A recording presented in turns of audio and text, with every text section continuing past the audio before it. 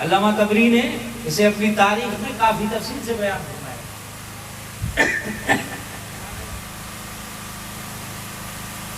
حضرت نے فرمایا جب اس غلام کو لایا گیا تو اس غلام نے کیا کیا؟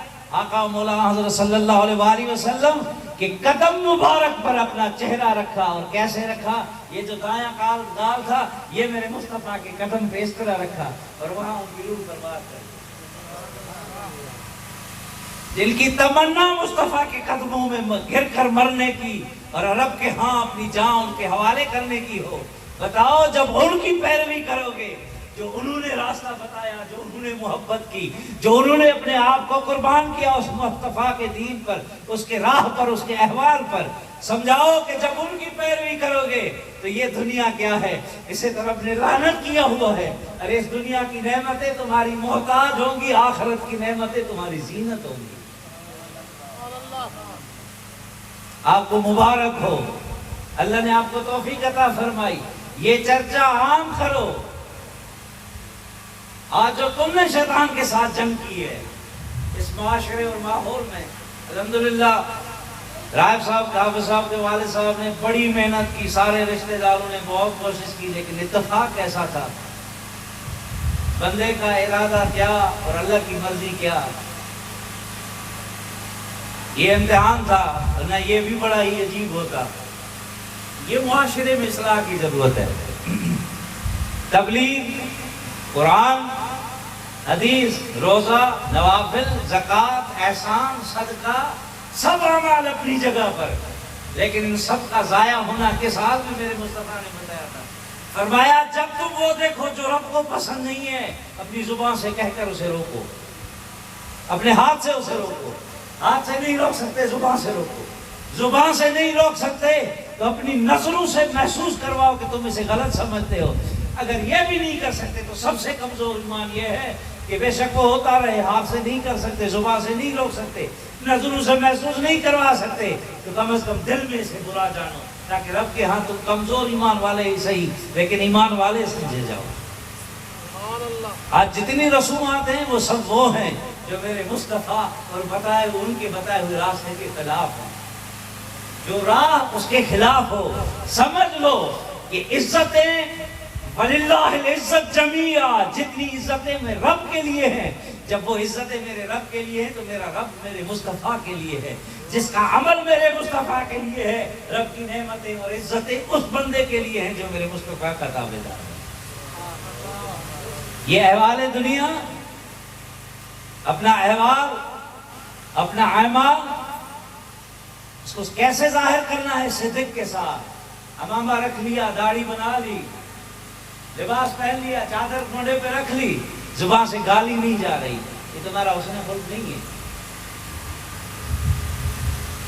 وہ باندھا ہوا ریش ہوتا ہے، ریش یہ لفظ تھوڑا سخت ہے لیکن خدا را سوچو خود کو، بندھا ہوا ریچھ ہوتا ہے، جب وہ کھلے نا تو نہ گھر والے کو دیکھتا ہے نہ مالک کو دیکھتا ہے، جو اس کے سامنے آئے اسے لٹا دیا۔ اور ہمارا حال کیا ہے؟ جب اپنے گھر پہنچے تو ہمارا حال اس بندھے ہوئے ریچھ کے مثل ہوتا ہے۔ سختی ہم نے باہر جھیلی ہے، بیٹیاں وہاں سے بھی کھڑی ہیں، بہو نزدیک نہیں آ رہی، بیٹے باہر بھاگ گئے، ایک بڈھی بیچاری وہ کیا کرے؟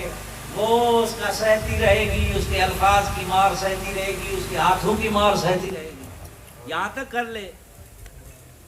خلق نہیں ہے اس میں، ایمان کا ہے احوال، وہاں پہ ایک تم ہوگے کہ رب کے عرش کے سائے نیچے ہوں گے۔ یہ احوال ہے اس چیز کا جب تابعداری ہو اللہ اور اس کے رسول کی۔ اللہ رب العزت جیسے ان بھائی کو رب نے توفیق عطا فرمائی، خداوند عز و جل میرے مصطفیٰ کے اوپر کلمہ پڑھنے والے ہر مسلمان کو اس عمل کی توفیق عطا فرمائی۔ صدق کے ساتھ جڑ جاؤ۔ مولانا شریف صاحب نے تو اپنی محبت دکھا دی اپنے پیر کے ساتھ، لیکن میں کہتا ہوں بنا محمد رب کو گولن محض اپنے آپ کو رولن، بنا سباون کھیر جماون محض نہ عمر کھپیں دی رہے، جے کر چاہیں عہد کو ملنا احمد نام پکیں دی رہے تو مصطفیٰ تک پہنچو گے کیسے؟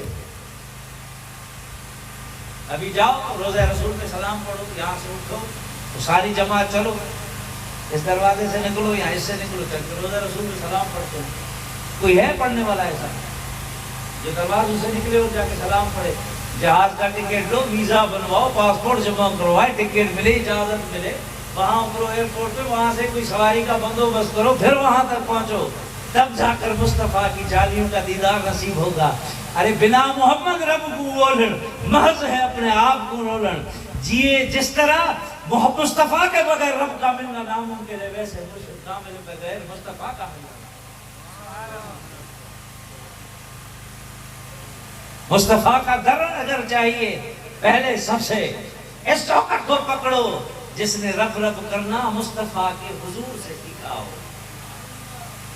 جس نے رب رب کرنا مصطفیٰ کے حضور سے سیکھا ہو، مجھ جیسے کسی عقل کے اندھے سے پڑا ہوا نہ ہو، ارے جو حضور قلب رکھتا ہو، جسے مقام فنائیت حاصل ہو، میرے دل مبارک کا یہی تو شان تھا کہ آج اس نے ہمیں اتنے سے لوگوں میں بھی ہمارے دلوں کو یوں پر نور فرمایا۔ کیا تھا یہ؟ غلامی مصطفیٰ تھی، جس کی عنایت میرے دل پر دل مبارک کو ہوئی، اور اس کے ذرات تھے جو آج ہمارے دلوں میں بھی منور ہیں۔ وہ ذرات ہیں جس نے ہمارے دلوں کو، ہمارے خیالات کو منور رکھا۔ جس دنیا کے پیچھے لگو گے، اس نے ذلیل و رسوا کرنا ہے۔ جب در مصطفیٰ پہ آؤ گے، بے شک جیب میں ایک ڈیلا بھی نہ ہو، لیکن پرواہ کیا ہے؟ کسی چیز کی نہیں ہے۔ یہ پتہ ہے کہ جس نے مجھے پیدا کیا ہے نا، ارے دل مبارک نے تو مجھے یہ سبق پڑھایا تھا کہ صابروں کے ساتھ اس کی ذات ہمیشہ رہتی ہے۔ تو فقیر شکایت نہیں کرتا، چپ کر کے بیٹھ جاتا ہے۔ جس کا یقین اس کی ذات پہ ہو، پھر لا خوف علیہم ولا هم یحزنون کا احوال رب کے ذمہ ہے، اس پہ نازل کر۔ آزماؤ اپنے قلوب کو، اس احوال سے زندہ رکھو۔ یہ احوال ہے ذکر خدا کا۔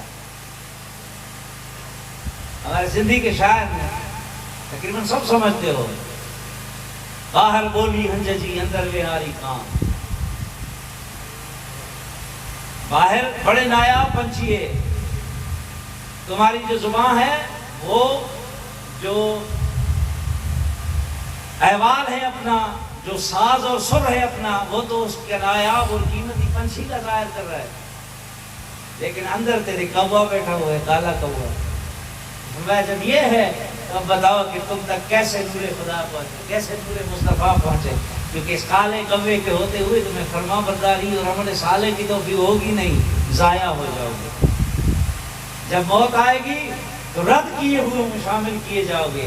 اس سے پہلے جاؤ، حضرت سلطان باہو نے فرمایا بدبخت اور بے وقوف اس سے بڑھ کر اس دنیا میں کوئی نہیں کہ جس کے سامنے کوئی اللہ اللہ کرتا گزر جائے اور یہ اس کے پیچھے جا کر یہ نہ پوچھے سنا تو صحیح رب کی لا تجھے ملی کہاں سے، سنا تو صحیح رب رب کرنا۔ مخلوق اپنے اپنے زوم میں پھر رہی ہے، ہر کسی کو اپنا خیال، اپنی فکر، اپنی ضروریات ہیں۔ تو جو یہ اللہ اللہ کرتا بھاگتا جا رہا ہے، بتا تو صحیح یہ اللہ اللہ کی لا تجھے ملی کہاں سے،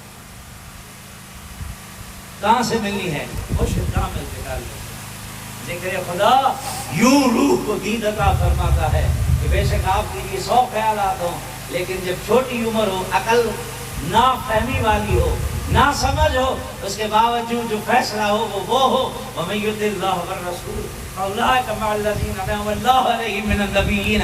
بے شک یہاں رشتہ دار تھوڑے ہیں، دوست اور احباب تھوڑے ہیں، زیادہ سجاوٹ نہیں ہے، لیکن فقیر کا ایمان جس چیز کی گواہی دے رہا ہے وہ یہ ہے کہ مصطفیٰ بھی یہاں ہے، رب کے ملائکہ بھی یہاں ہیں، اولیاء اعظام کے ارواح بھی یہاں ہے۔ جب وہ ہمارے ساتھ ہیں، اب بے شک پوری دنیا منہ موڑ لے، جب یہ ہیں تو سب کچھ ہے، یہ نہیں تو کچھ بھی نہیں۔ جن کی تابع داری ہو کہاں ہوتا ہے؟ حضرت شعر پڑھتے تھے، نوری محفل پہ چادر تنی نور کی، نور پھیلا ہوا آج کی رات ہے۔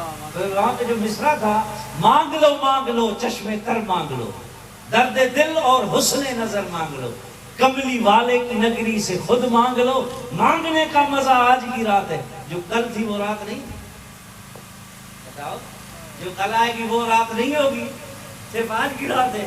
کہا وہ رات تھی کل والی دنیا کے ساتھ، جو آنے والی دنیا کے ساتھ، یہ وہ رات ہے جو اللہ اور اس کے رسول کی اطاعت کے ساتھ ہے۔ جہاں طاعت مصطفیٰ طاعت خدا ہو، وہاں خدا بھی ہے، خدا کا رسول بھی ہے۔ اور جہاں بادشاہ ہو، یہ کیسے ممکن ہے کہ لشکر نہ ہو؟ جہاں سلطان ہو وہاں ممکن ہے کہ اس کا لشکر نہ ہو۔ ارے وزراء بھی ہوں گے، سپاہ بھی ہوں گے، تو میرے مصطفیٰ کا وزیر کون؟ سیدنا ابو بکر صدیق ہے، حضرت سیدنا عمر فاروق موجود ہے اس محفل میں، حضرت سیدنا عثمان بن عفان ہے یہاں پر، حضرت سیدنا مولا علی شیر خدا ہے یہاں پر۔ کیوں؟ یہی تو تھے جنہوں نے جان دے کر اپنا جان اور مال لٹا کر یہ دین سکھایا تھا امت کو، دین پہنچایا تھا امت تک۔